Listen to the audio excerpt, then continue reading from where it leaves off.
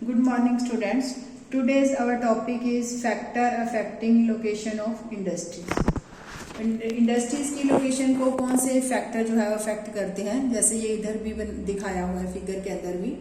तो the factor affecting the location of industries are the availability of raw material, कच्चे माल की उपलब्धता है, जैसे land, water, labour, power, capital, transport and market. ये सभी फैक्टर हैं जो अफेक्ट करते हैं। Industries are situated where some और all of these factors are easily available. तो फैक्ट्रीज को जो है वो इंडस्ट्रीज को वहां पर लगाया जाता है जहां पर ये सारे फैक्टर जो है वो आसानी से मिल सके, उपलब्ध हो। Sometimes the government provides incentives like subsidies for lower transport cost and other infrastructure. तो कई बार सरकार जो है वो इंसेंटिव देती है, जैसे बिजली के अंदर जो है कम रेट के अंदर, ट्रांसपोर्ट का भी जो है वो लोअर रेट कर देती है, और अदर इंफ्रास्ट्रक्चर के लिए भी इंसेंटिव प्रोवाइड करवाती है। किस लिए? इसलिए करवाती है कि so that industries may be located in backward areas, ताकि जो बैकवर्ड एरिया के अंदर जो है वो इंडस्ट्री जो है वो लोकेट की जाए, उसका जो है वो बनाई जा सके। Industrialisation often leads to development and growth of towns and cities. तो उद्योगीकरण के द्वारा जो है वो टाउन्स और सिटीज की जो डेवलपमेंट और ग्रोथ जो है वो बढ़ती है। नेक्स्ट आता है industrial system.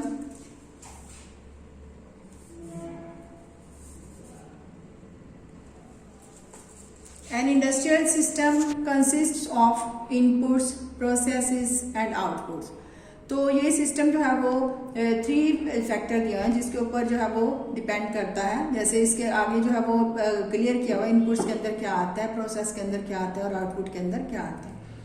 The inputs are the raw material, labour and cost of land, transport, power and other infrastructure जो है, जैसे कच्चे माल है, लेबर मीन्स मजदूरी है, लैंड की कितनी कॉस्ट है, ट्रांसपोर्ट की कितनी सुविधा है, वहां पर बिजली का कितना अरेंजमेंट है, और अदर इंफ्रास्ट्रक्चर जो है वो इनपुट्स के अंदर आते हैं। प्रोसेस के अंदर आते हैं। The process includes a wide range of activities that convert the raw material into finished product. Raw material से जो प्रोडक्ट बनकर तैयार होता है उसके जो अंदर जो एक्टिविटीज आती है वो सारी प्रोसेस के अंदर आती है। The outputs are the end product and the income earn from it. तो जो आउटपुट के अंदर है, जो एंड वाला प्रोडक्ट प्रिपेयर होता है, उससे जो है वो जो आय को जो है वो बढ़ाना, अर्न करना, ये इसके अंदर जो है आउटपुट प्रोसेस के अंदर आता है। In case of the textiles industries, तो इन्होंने कहा है भी जैसे कपड़े की इंडस्ट्री है, the inputs may be cotton, human labour, factory and transport cost. The process including, तो इसके अंदर इनपुट्स के अंदर ये वाले फैक्टर दिए हैं, और प्रोसेसेस के अंदर include ginning, spinning, weaving, dyeing and printing. इसको कपड़े को बुनना, स्पिन करना, वीव करना, डाई करना और प्रिंट करना, ये सभी जो प्रोसेस के अंदर आता है। The output is the shirt you wear. तो आउटपुट के अंदर जो कपड़ा तैयार होने के बाद आपने जो शर्ट बनाकर वियर की हुई है, पहनी हुई है, वो आउटपुट के अंदर आता है। नेक्स्ट आता है industrial regions. Industrial regions emerge when a number of industries locate close to each other and share the benefits of their closeness. तो इन जो औद्योगिक क्षेत्र हैं वो उसके अंदर जो है वो बहुत सी नंबर ऑफ इंडस्ट्रीज जहाँ पर होती हैं वो एक दूसरे के नज़दीक होने के कारण, और अपना जो बेनिफिट होता है, जो उनका लाभ होता है, अपनी नज़दीक होने के कारण जो बेनिफिट जो है वो प्राप्त करती हैं। Major industrial regions of the world are eastern, north America. तो ज्यादातर औद्योगिक क्षेत्र वर्ल्ड के अंदर कौन से हैं? पूर्वोत्तर अमेरिका, पूर्वी उत्तर अमेरिका का जो पार्ट है, वेस्टर्न एंड सेंट्रल यूरोप, पश्चिमी और मध्य यूरोप का एरिया, ईस्टर्न यूरोप, पूर्वी यूरोप भी, and eastern Asia. Major industrial regions tend to be located in the temperate areas. तो ये रीजन जो है वो ज्यादा टेम्परेट एरिया के अंदर जो है वो इंडस्ट्रीज होते हैं। नियर सी पोर्ट्स, समुद्र के जो है वो पोर्ट्स के ऊपर, and specially near coal fields, जहां पर जो है वो कोल फील्ड्स उनको अरेंज हो जाते हैं, इन एरिया के अंदर जो है वो इंडस्ट्रीज ज्यादा होती हैं। India has several industrial regions. India के अंदर भी जो है इंडस्ट्रियल रीजन के क्षेत्र कौन से हैं, like Mumbai, Pune cluster, Bangalore, Tamil Nadu region, Hooghly region, Ahmedabad, Baroda region, Chota Nagpur industrial belt, Visakhapatnam Guntur belt, Gurgaon Delhi Meerut region and the Kollam Thiruvananthapuram industrial cluster. ये जो एरिया है वो इंडिया के अंदर जो है वो इंडस्ट्रियल एरिया है और बाकी वर्ल्ड के अंदर जो थे। अब नेक्स्ट आता है industrial disaster. In industries accidents disasters mainly occur due to technical failure. Factories के अंदर जो मेनली जो है वो दुर्घटनाएं जो क्यों होती हैं, या तो उसके अंदर तकनीक के जो फेलियर के कारण और irresponsible handling of hazards material, या जो वो विस्फोटक मटेरियल होते हैं, खतरनाक होते हैं, उनको जो है वो उसका सही तरह से जो है हैंडल ना कर पाने के कारण जो है वो डिजास्टर की सिचुएशन आती है। One of the worst industrial disasters of all time occurred in Bhopal in 3 December 1984। तो 3 दिसंबर 1984 को भोपाल के अंदर ही एक जो है वो ऐसे ही औद्योगिक डिजास्टर जो है वो हुआ था। उसके अंदर अराउंड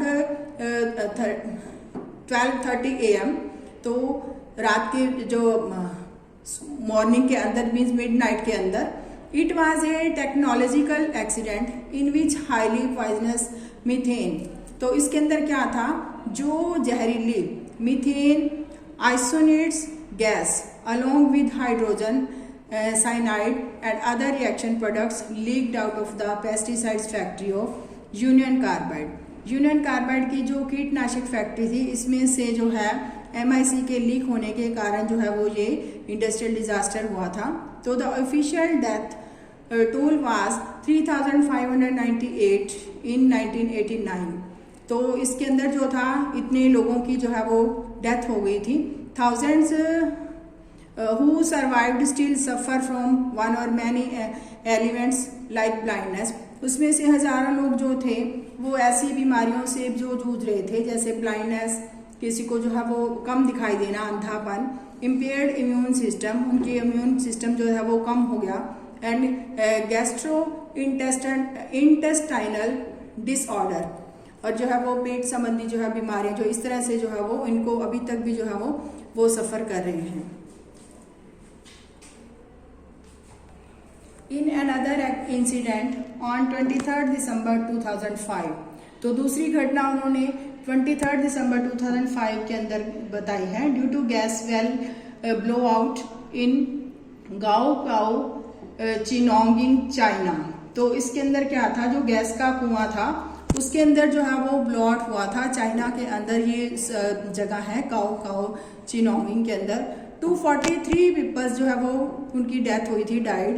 9,000 वर इंजर्ड, तो इतने जो 9,000 जख्मी हुए थे, एंड 64,000 वर इवैक्यूएटेड। तो इन लोगों को जो है वहां से विस्थापित कर दिया गया था, मीन्स कहीं और भेजा गया था। Many people died because they were unable to run after the explosion. बहुत से लोग इसलिए मरे थे क्योंकि वो जब विस्फोट हुआ था उसके बाद वो जो भागने में असफल हुए थे। Those who could not escape in time, जो अपने उस समय जो अपने आप को नहीं बचा पाए थे, suffered burn to their eyes, skin and lungs from the gas. तो गैस के कारण जो है उनकी आईज, स्किन और लंग्स जो है वो उसके अंदर जो है वो बर्न से जो है वो जूझ रहे थे, जो अपने आप को बचा पाने में असफल रहे थे। अब इन्होंने आगे दिया है रिस्क रिडक्शन मेजर्स। उससे जो है वो कम करने के लिए हमें कौन से जो है वो तरीके अपनाने चाहिए। Densely populated residential area should be separated far away from the industrial area. तो उन्होंने कहा जहाँ पर लोग रेजिडेंशियल एरिया में जहाँ पर लोग रह रहे हैं वो इंडस्ट्रियल एरिया से जो है वो काफ़ी जो है वो दूर होना चाहिए, सेपरेट बनाया जाना चाहिए। इंडस्ट्री जो है वो रेजिडेंशियल एरिया से बाहर बनाई जानी चाहिए। People staying in the vicinity of industries should be aware of the storage of toxins of hazardous substances and their possible effects in case of if accident occur। अगर कोई घटना होती है तो जो लोग जो है वहाँ पर रह रहे हैं इस एरिया के अंदर, शुड बी अवेयर, उनको जानकारी होनी चाहिए। वहाँ पर जो है वो स्टोरेज ऑफ टॉक्सिन, जहाँ पर उन्होंने टॉक्सिन्स और जो हेजर्ड्स सब्सटेंस को स्टोर किया हुआ है उसके बारे में भी अवेयर होना चाहिए लोगों को, और उनकी अगर संभव हो सके तो इनके जो है वो अगर एक्सीडेंट होता है तो उसके बारे में भी, उनके इफेक्ट से भी उनको जो है वो जानकारी होनी चाहिए। Fire warning and fighting system should be improved. अगर वहाँ पर अग्नि की चेतावनी है तो ऐसी दुर्घटना होती है तो उसको भी इम्प्रूव किया जाना चाहिए ऐसे सिस्टम को। Storage capacity of toxic substances should be limited. तो अगर हमने जो स्टोर करके रखने हैं टॉक्सिक सब्सटेंस को तो उनकी कैपेसिटी मीन्स कितना स्टोर करना है वो भी लिमिटेड होनी चाहिए। अगर हम ओवरलोडेड करेंगे तो वहाँ पर जो है वो विस्फोट हो सकता है। Pollution dispersions qualities in the industry should be improved. तो वहाँ पर जो प्रदूषण से संबंधित जो भी है वो भी जो है वो उसके अंदर सुधार किया जाना चाहिए।